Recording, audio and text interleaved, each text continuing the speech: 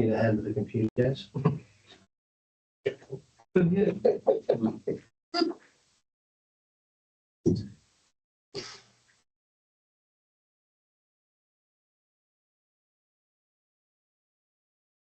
Is the left or? Think so. Can I just ask this of the? If you like. We might be Right, we're not sure. thinking about it. What's liveliness mean? Living, liveliness. I was paving nice. Right. Oh, we're right, we're like. Thank you. Just an announcement for those that may have been watching the live stream of the council meeting, today's council meeting. We have had a power outage here in Tribunna. We are currently operating on backup power, generator power. When the power went down, Councillor Churchill was speaking in response to Mr. Purvis's comments in relation to his question. So, Councillor Churchill, do you wish to proceed with that, or? Yes, I'll just complete that if I may. Yeah, thank you. Just again to thank Mr. Purvis for his explanation. Thank you for that. And as I commented, probably when it wasn't, didn't have power, I'd just like to see the structure plans used now that they're in place, because they haven't been used. As far as I'm aware, in my entire time on council, I've never seen any planning where they've actually been used, brought to our attention that was coming from the structure plans. That's in 6 years. So I'd like to think that what we've just been through becomes relevant, and now if we get some of this put through the LPS and actually bring it into our planning scheme, would be very useful. Thank you. Any other questions or comments? Councillor Edwards. Yes, I just on page 174 of the written copy, it said, township is an Orford Tribunna, township aspirations. Point number 2, facilitate substantial living, tourism and housing practices to minimise impacts on infrastructure across both townships, e.g. water and sewage.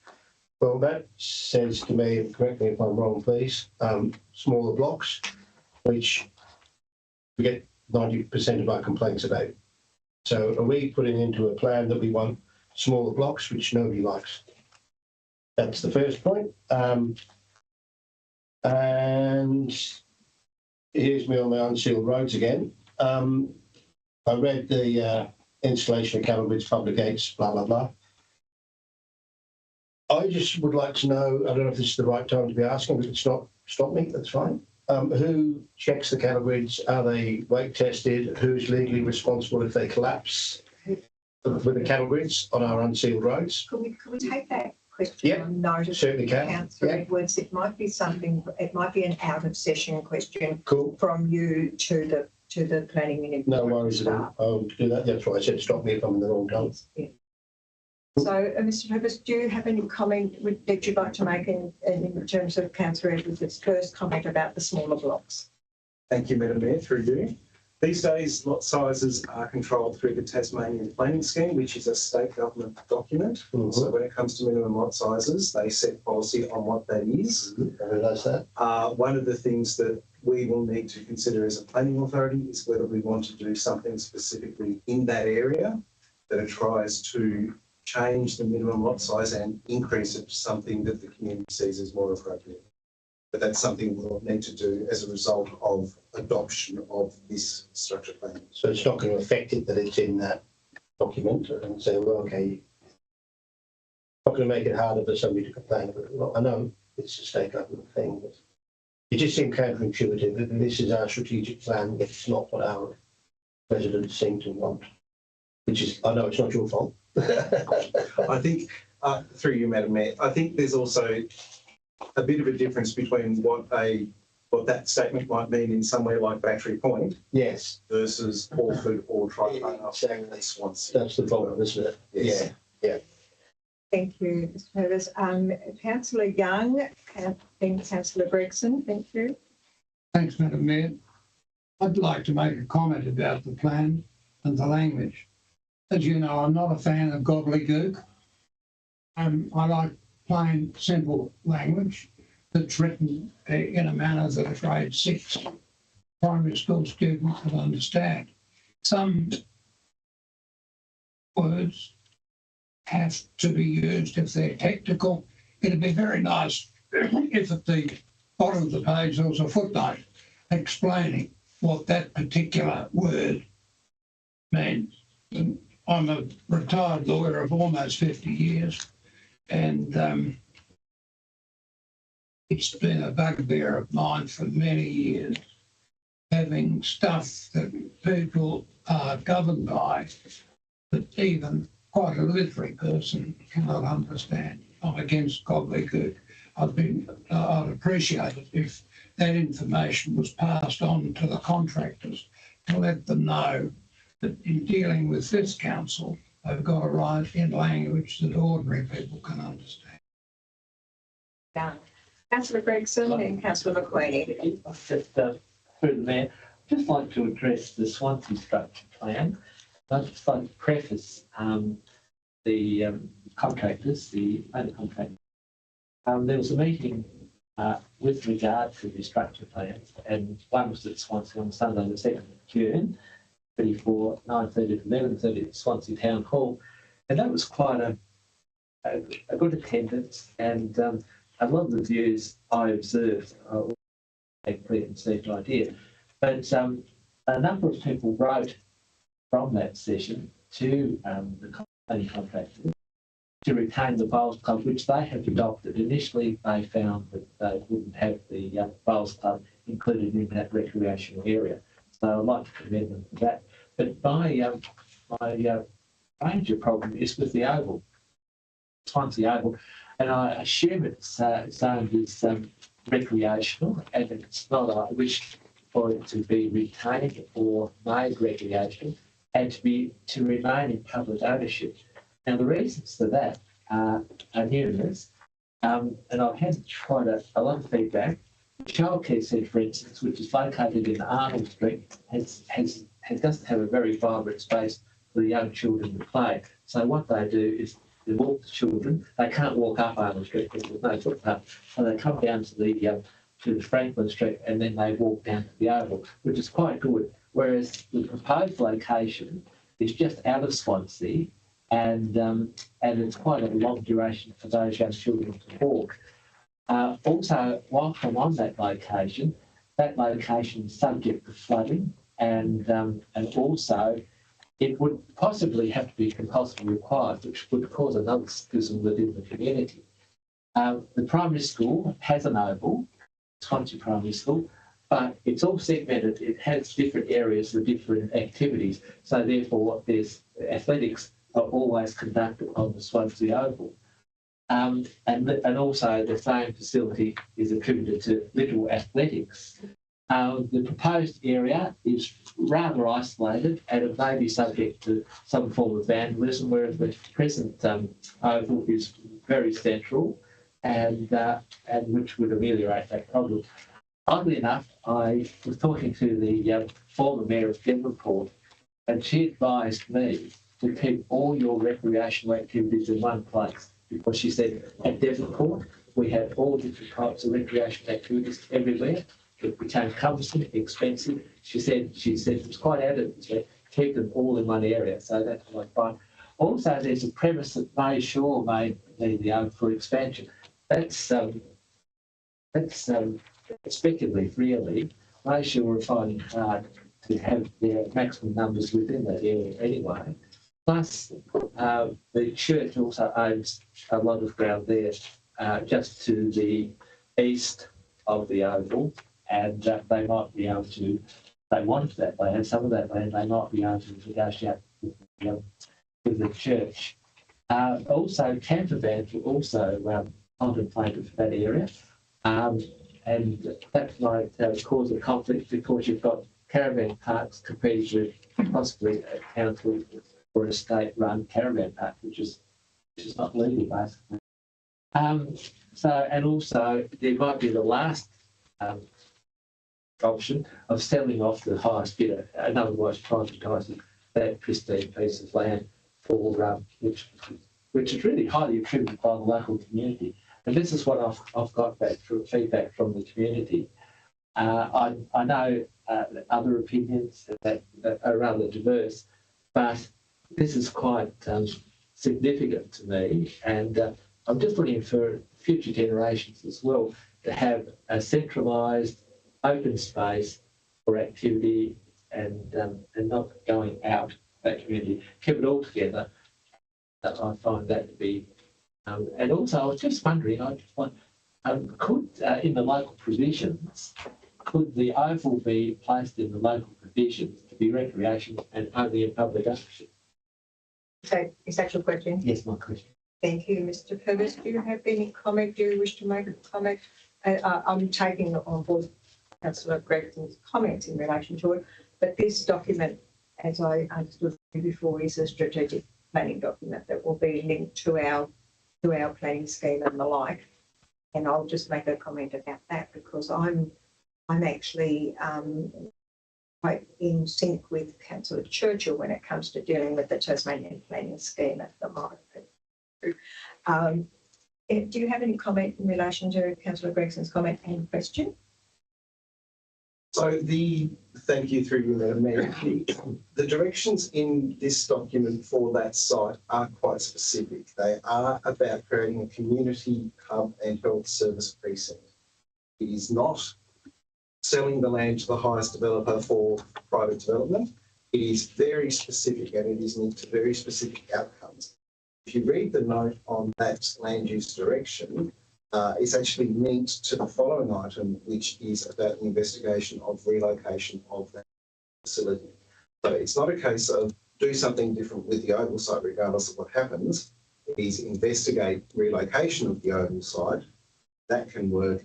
Then we can look at doing something else with that site that is about community and health services. It is not about real estate development for a private developer to come in. It can remain in public ownership or substantially public ownership, and it won't be transferred to private ownership of. Thank you, Councillor McLean. So just if I can ask about clarifying that through you, Mayor, to Mr. Purvis. In the discussions, sorry, if there's going to be an area for retirement units, not aged care services, because as Councillor Gregson's talked about, there's already an oversupply of aged care, residential aged care in Swansea, which can't be filled. But supply outstrips demand.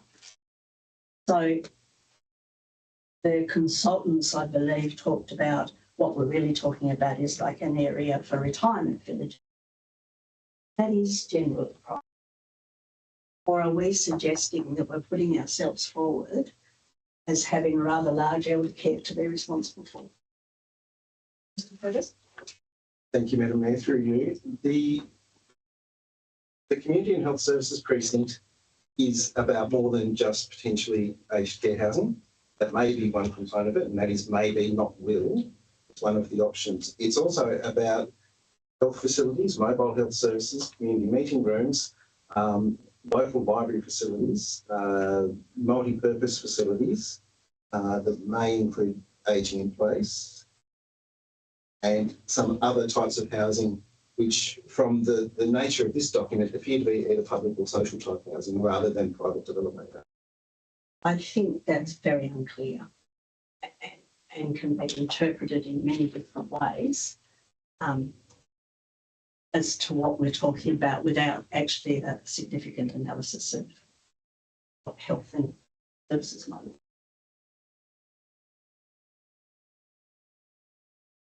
Other Councillor? Oh, but I had my thing I wanted to ask because that's just clarified. Let me just clarify. Yeah. Thank you. Any other question? Oh, yes, Mayor. Oh, sorry. What I wanted to ask was, when I first became a councillor, I went through an all-day training session on planning in Hobart, and we were advised that alongside the state planning scheme, if you like, the only way to push back on what that outlines is through the structure plans and the policies. So these are critical in terms of the capacity it gives us to talk about things that may not be consistent with the state planning scheme, which sort of goes to Yeah, your question. So for me, the rigour of the bits where it is about factual stuff is really important. And I'm talking here about the data used within this, the representation of the data. So I appreciate that there were limited funds provided by the state to do this, and that meant the people relied on RemPlan, which they note in their reports, but there wasn't a demographer engaged or any expert around the data for our area.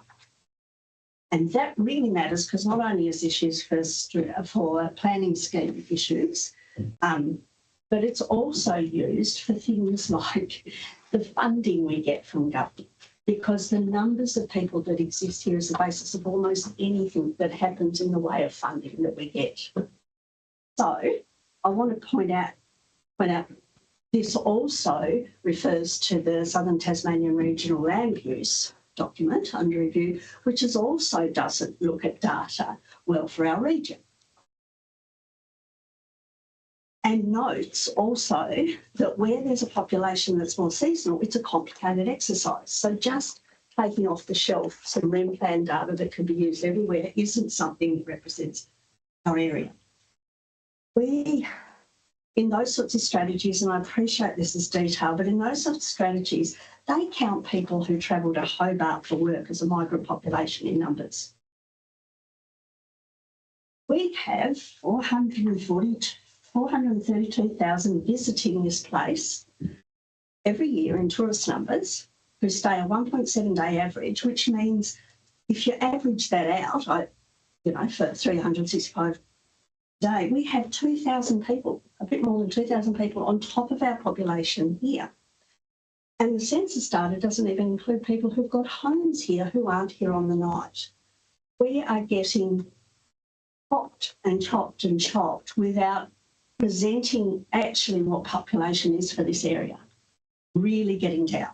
They use factors like, so in the Tribunna and Alford structure plan, it says that there will be less people here in 2046 than there are now.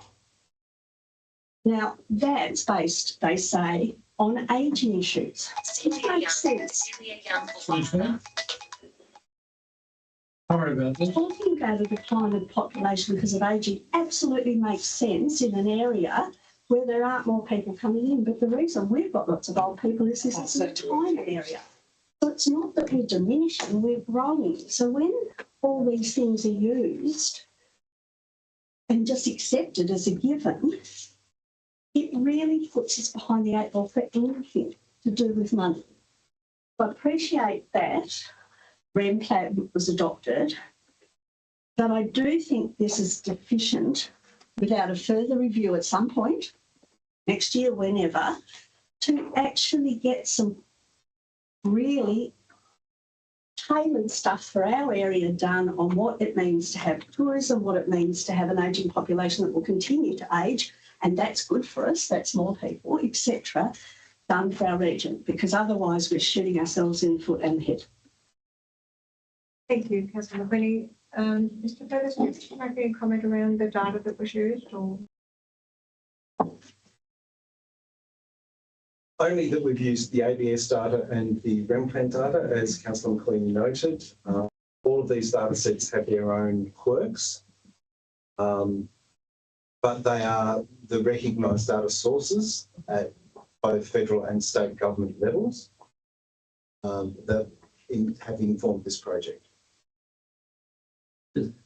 General Manager, yes. I just thank you, Madam Mayor. Just a comment around getting a demographer in and doing some work in the municipality. I think that is well founded, and we are currently talking to our neighbours, an adjacent council who have just recently done such work, and I've seen their report. It's a really good report that would supplement the work that we've done here. So we intend to do that and possibly even, engage the same entity. Thank you. No, I'm sorry. I just want to comment on. No. The question in relation to this, sorry, I've lost my train of thought now. I was involved in the very first town structures that we did 10 years ago. As I believe Councillor Woods was as well. And I think the process that's been undertaken this time around is a vast improvement on what happened 10 years ago. We've ended up with structure plans that I think, as Councillor Churchill identified, will be usable. And I'm really quite pleased about that, given the fact that there was a lot of time spent. Are there any other comments? Councillor Wood, have you spoken? Yeah, was it on this one? I think I have. I'm just Yeah, working on the thanks. fact that I've got councillors that haven't spoken. Yeah, no, I agree with that. Yeah, And I spoke about that. Please. Yeah. any other questions or comments?